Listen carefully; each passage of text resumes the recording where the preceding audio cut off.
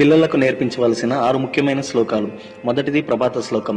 కరాగ్రే వసతే లక్ష్మి, కరమధ్యే సరస్వతి, కరామూలే స్థితః గౌరీ, ప్రభాతే కరదర్శనం. రెండవది ప్రభాత భూమి శ్లోకం.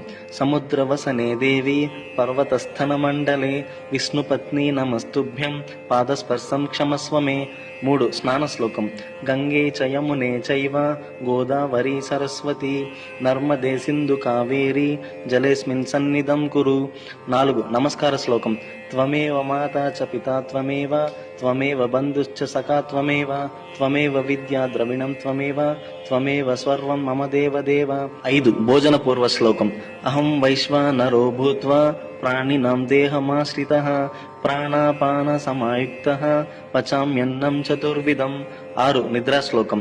కాయేన వాచా మనసేంద్రియైర్వా, బుద్ధ్యాత్మనా వా ప్రకృతి స్వభావాత్, కరోమి యద్యత్ సకలం పరస్మై నారాయణాయేతి సమర్పయామి.